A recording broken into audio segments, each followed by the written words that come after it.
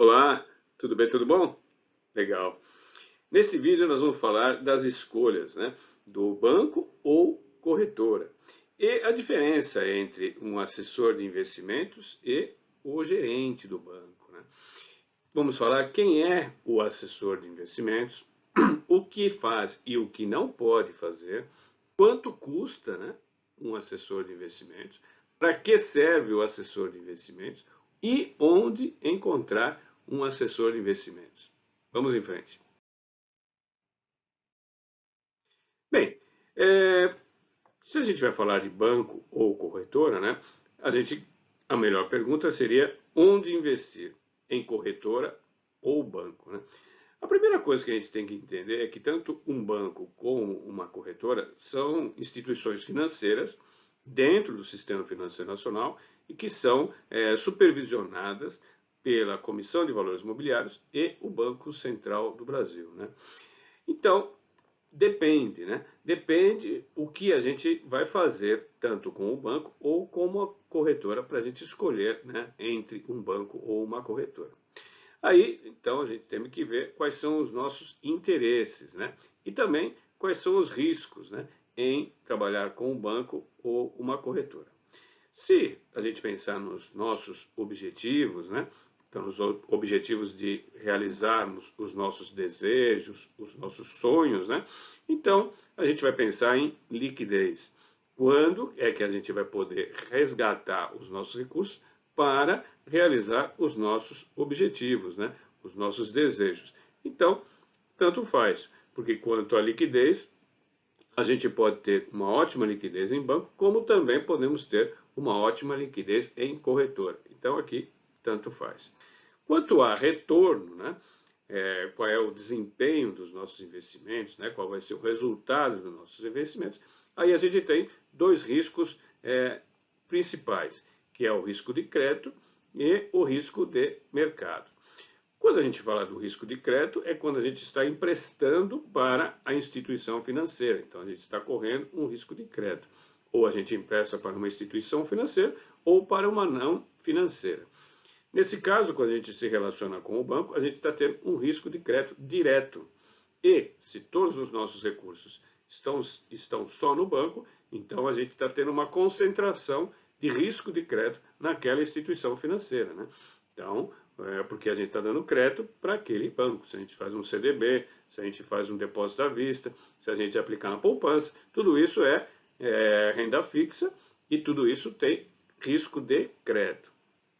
Agora, se a gente fala em risco de mercado, aí dentro do banco a gente correria risco de mercado se a gente estivesse aplicando em um fundo de investimento, que ele pode correr o risco de mercado em virtude da oscilação da renda variável, por exemplo, né? Então, se a gente opta por um fundo de investimento. Se a gente tiver uma corretora, né, então a gente já não tem mais o risco de crédito e nem o risco de mercado diretamente na corretora. A gente teria um risco de crédito ou um risco de mercado nos produtos que a gente adquirir na corretora, né? Então, se a gente adquirir um CDB de um banco, a gente vai ter risco de crédito. E como a gente pode pulverizar mais dentro de uma corretora, ou seja, a gente pode correr vários riscos de crédito com várias instituições financeiras, porque a gente pode aplicar numa corretora em determinado banco, em outro banco, em outro banco, podemos aplicar também em instituições não financeiras.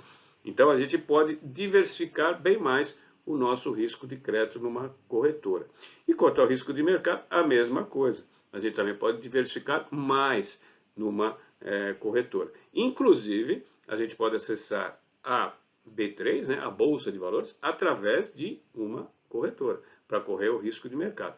Já através de um banco, a gente não consegue acessar a Bolsa de Valores, né, para fazer operações de renda variável.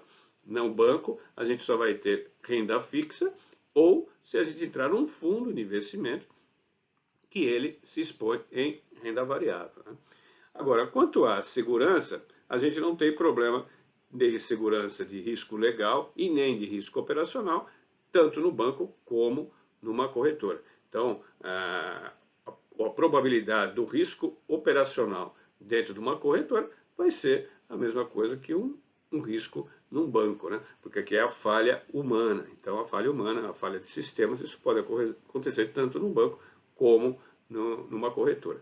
E o risco legal é se você não estivesse operando com uma instituição financeira não regulamentada pelo Banco Central. Então, aqui você, nem no banco, nem na corretora, você corre o risco legal. Mas a gente também tem que falar, depende quanto ao atendimento, né? Num banco, a gente vai encontrar um gerente de banco. E lá a gente vai ter uma conta corrente. Então, o gerente de banco ele vai tomar conta da nossa conta corrente. A conta corrente é um meio de pagamento, onde você faz recebimentos e faz pagamentos, onde gira, onde tem seu fluxo de caixa, né? Então, é importante você ter uma conta corrente, né? E hoje você pode ter até contas digitais. Então, conta corrente é imprescindível. Não tem como você não ter uma conta corrente para fazer o seu fluxo de caixa, para fazer como meio de pagamento. Agora, numa corretora você vai ter a figura do assessor de investimento. E lá você vai ter uma conta investimento. Então, além da conta corrente, você teria também a conta investimento. Que a conta investimento é justamente para você investir. Então, se você quer pulverizar mais, você quer ter mais diversificação, você quer acessar outros mercados, você teria que ter uma conta investimento. Então, é o interesse do investidor. Se o interesse do investidor é diversificar, se o interesse do investidor é expor em outros mercados, então ele terá que ter uma conta investimento. Agora, quanto à conta corrente, ele tem que ter, né? Então, a conta corrente sempre terá que ter. Mas pode ter um banco digital, livre de tarifa, porque não tem mais que pagar tarifa em banco. Então, você teria uma conta digital e uma conta investimento. E você pode ter uma conta em qualquer banco e pode ter conta em qualquer corretora. Alguns conglomerados financeiros te dão a conta corrente e a conta de investimento dentro do mesmo conglomerado financeiro. Então você pode ter a conta no banco X e a conta corrente também na instituição X, no mesmo conglomerado financeiro. Legal? Muito bom. Bem, no gerente de banco, né? Então lá no banco a gente vai ter mais acesso ao mercado de crédito de risco financeiro, né? E o mercado de crédito de instituições financeiras. Então lá você, como está investindo só no banco, então você está correndo, como falamos no slide anterior, você está correndo um risco de crédito, né? Porque você está atuando no mercado de crédito. Você vai contar com um funcionário de banco que ele é generalista, né? Então ele trabalha com investimentos, trabalha com a conta corrente, trabalha com meios de pagamento, trabalha com cartão de crédito, com seguro, com plano de capitalização. Então ele trabalha com os mais diversos tipos de operações bancárias, serviços e produtos bancários. O banco, normalmente, né, ele escolhe o gerente para o cliente. E muitas vezes você tem um gerente que ele dura 2 anos, 1 ano, depois é trocado. Como também você pode trocar até de agência bancária, né? Aquela agência já não está mais naquelas instalações e agora você mudou para outra agência e outro gerente. Então o banco é que escolhe o gerente para o cliente, né? Um gerente de banco, ele tem uma carteira de 1.000 clientes, 5.000 clientes. Eu, quando fui gerente de banco, eu tinha uma carteira no meu início que tinha mais de 5.000 clientes. Ou seja, é impossível, né, você administrar 5.000 contas. Então, você trabalha sobre demanda, né? Quando você é procurado, você atende, né? Porque 5.000 clientes, você não consegue atender todos eles em 1 ano, né? Então, muitas vezes, você acaba sempre atendendo os mesmos, né? A oferta de produtos de um banco, né, de uma carteira de clientes, ela é segmentada e você tem produtos daquela instituição. Então você tem o seguro do Banco X, a previdência do Banco X, o fundo do Banco X, o CDB do Banco X, a poupança do Banco X e segmentada por renda, né? Então se você tem uma determinada faixa de renda, você está naquele segmento. Se você quiser um produto de um outro segmento, você não vai conseguir, porque a sua faixa, o seu segmento é aquele ali. Então você não tem como acessar produtos de outro segmento que de repente tenham vantagens para para a sua necessidade, né? E o gerente, ele tem meta, porque o banco coloca uma meta mensalmente, todo mês tem uma meta, e o gerente tem que atingir. Então todo mês ele está vendendo, no mês ele está vendendo plano de capitalização, no outro mês ele está vendendo seguro, no outro mês ele está vendendo CDB, no outro mês ele está vendendo previdência. Então ele fala com você naquela periodicidade. fala com você para que ele atingir a meta dele e não a sua necessidade. Porque aquele mês, de repente, você não quer previdência, você quer falar sobre seguro. Ah, mas eu estou vendendo previdência, não estou vendendo seguro, né? Então, esses são os entraves, as diferenças de um gerente de banco. Já numa corretora, com o seu assessor de investimento, você vai estar acessando tanto o mercado de capitais como o mercado de crédito com mais pulverização, com mais diversificação. Porque no mercado de crédito você concede crédito para o banco que você comprar o CDB. No mercado de crédito você vai conceder crédito para a instituição não financeira, uma debêntures, por exemplo, que você quis que ela tenha ali à disposição da corretora, né? E no mercado de capitais você também pode acessar também a bolsa de valores. Então você pode acessar a renda variável. Então você consegue fazer isso através da conta de investimento, através do seu assessor de investimento, através de uma corretora. Lá você conta com um especialista, então ele trata somente de investimentos. Então ele cuida do seu planejamento financeiro. Ele não vai ter produtos de poupança, títulos de capitalização, então ele trabalha mais com investimentos. É uma pessoa formada para atender na parte de investimentos. E o cliente escolhe o seu assessor, né? Então, quando você entra numa corretora, você vai lá e vai procurar o assessor que se identifica mais com você. Você vai poder ver o currículo dele, você vai ter mais informações dele. E se você quiser trocar de assessor de investimentos, você pode trocar a qualquer momento. Encontrou outro assessor que está mais preocupado com o seu planejamento financeiro da sua família, você pode trocar de assessor quando você quiser.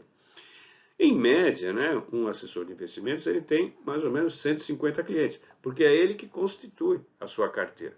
E como ele roda bastante a carteira, ou seja, ele sempre fala de novo com os seus clientes, então ele não tem condições de ter uma carteira muito grande.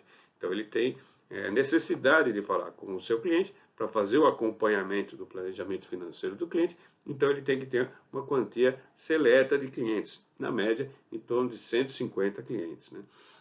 Ele faz oferta de produtos de entidades independentes, de instituições financeiras independentes, porque a carteira de investimentos, a plataforma de investimentos da corretora é muito ampla. Então você acaba atuando com gestores, profissionais, entidades, bancos, empresas não financeiras que você nunca tinha ouvido falar, às vezes, no banco, né? Então você consegue comprar crédito daquela empresa, investir naquela empresa, ser sócio de outras empresas e também acessar o mercado de crédito, o mercado de renda variável, de uma forma muito mais ampla, muito mais diversificada, muito mais pulverizada do que num banco, né? E o assessor tem a sua própria meta, né? Então o assessor persegue sua meta, porque ele está avançando com a sua carteira, está criando volume na sua carteira, porque o assessor ele tem remuneração sobre o volume, porque a maioria das vezes eles são autônomos.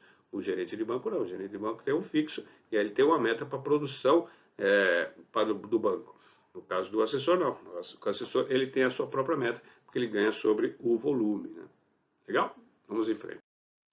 Bem, o que é um assessor de investimentos, né? O assessor de investimentos ele é também chamado de agente autônomo de investimento. E essa profissão existe desde 1960 e é regulamentada, né, no Sistema Financeiro Nacional por uma norma da Comissão de Valores Imobiliários desde 2011, a nova renovação dessa norma, né? No Brasil, nós somos aqui 16 mil assessores de investimento registrados na Comissão de Valores Imobiliários, né, dentro do Sistema Financeiro Nacional. O meu CPF está lá registrado na Comissão de Valores Imobiliários. Já nos Estados Unidos, que é o mercado mais maduro, lá nós temos 1.300.000 pessoas como Investment Advisors. Então, lá é assim chamado o assessor de investimento. No mercado, né, mais maduro, 70% das pessoas investem em renda variável. No Brasil, a gente só tem 0,5%. E a maioria dos assessores de investimento, como eu, né, migrou dos bancos. Então, eu construí minha carreira em bancos, né, mais de 30 anos, e aí eu me fiz o curso, né, de agente autônomo de investimento, fiz a certificação da Ancor e me habilitei a ser agente autônomo de investimento, né? Então, a gente agora é um empreendedor, a gente é autônomo. No banco, a gente era um funcionário registrado, né?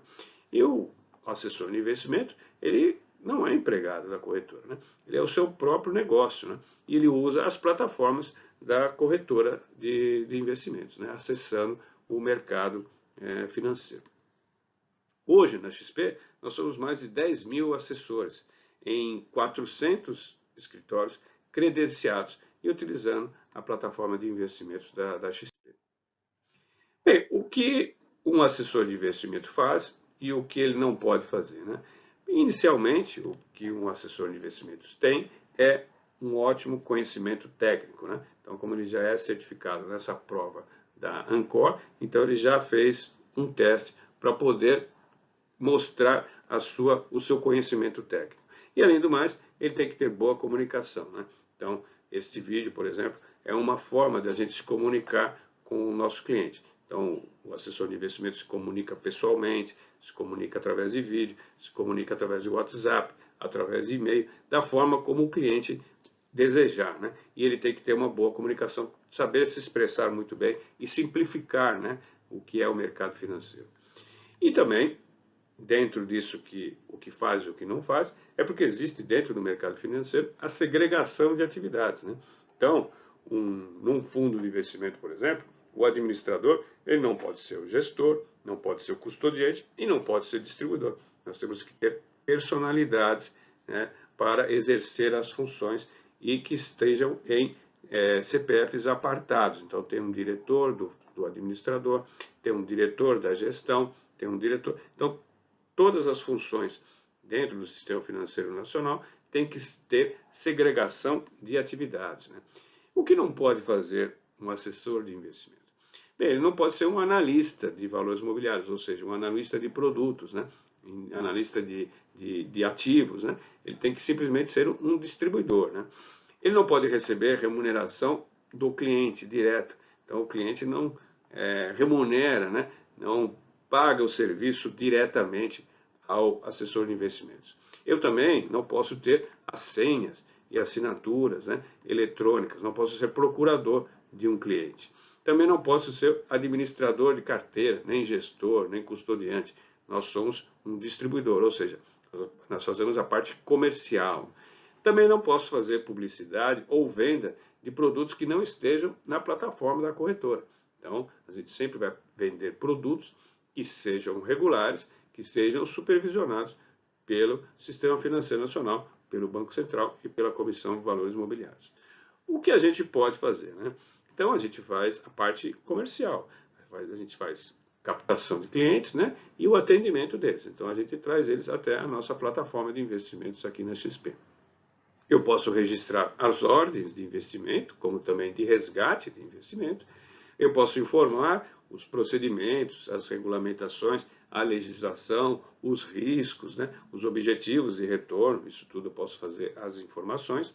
A gente pode fazer recomendações e análise de mercado, né? Então a gente pode falar como é que está as previsões, o que é mais recomendado com essas previsões do mercado, a análise de como é que está o mercado macroeconomicamente, também microeconomicamente, né? Então a gente pode falar, ó, essas empresas aqui estão com uma expectativa, né, de retorno, a gente tem aqui uma expectativa da inflação, uma expectativa da taxa de juros, uma expectativa da bolsa, né? Este momento, né, é apropriado para investir em determinado tipo de ativos, pós-fixados, pré-fixados ou inflação. Então, tudo isso são comentários que a gente pode fazer e recomendar, né?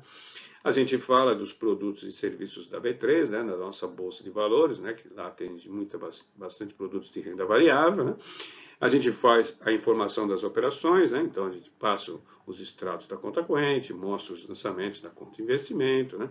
Todos os produtos e serviços da corretora, e a gente oferece produtos e serviços adequados ao perfil do investidor.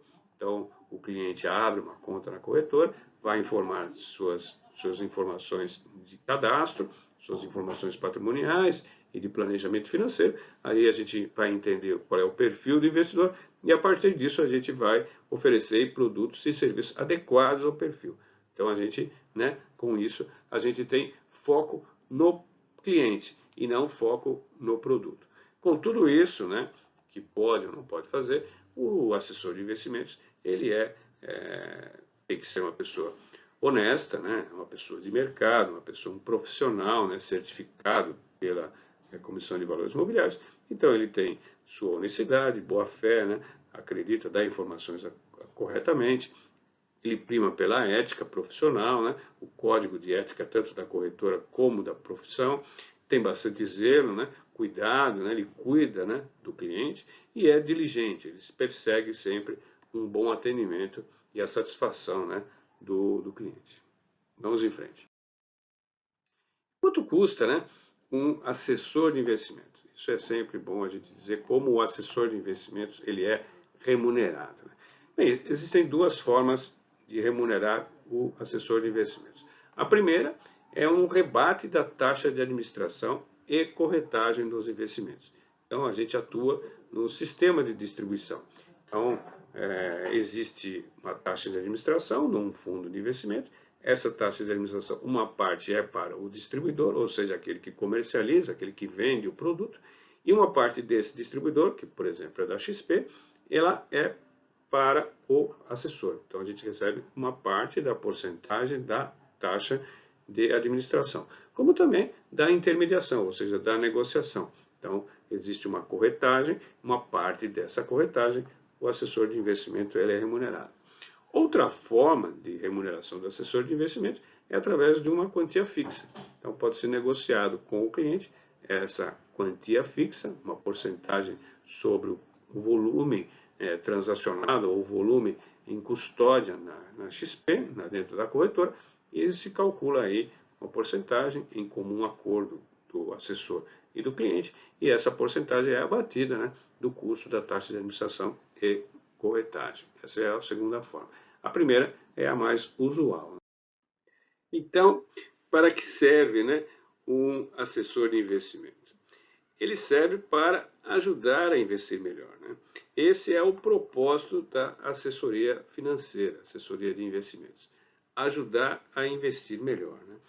O assessor de investimentos, ele é um multiplicador da educação financeira. Então, ele ajuda no entendimento, né, dos produtos e serviços financeiros. Ele traz conhecimento e informação do mercado financeiro, tanto macroeconomicamente como microeconomicamente. Ele fala de todas essas expectativas, de todas as previsões para o cliente. Ele entende, né, e atende os interesses do cliente e da sua família, né, sempre alinhados, como já falamos, ao perfil do investidor. E ele acompanha toda essa jornada da família, né, do planejamento financeiro familiar. Tudo isso é porque o assessor de investimentos ele tem foco no cliente e não no produto. Assim, você tem uma assessoria exclusiva e personalizada. E onde encontrar? Né? Aqui no XP, nós temos os melhores assessores de investimentos, eleito pelo 4º ano consecutivo no prêmio O Melhor de São Paulo, da Folha de São Paulo. Estamos aqui, conte conosco. Muito obrigado e até a próxima.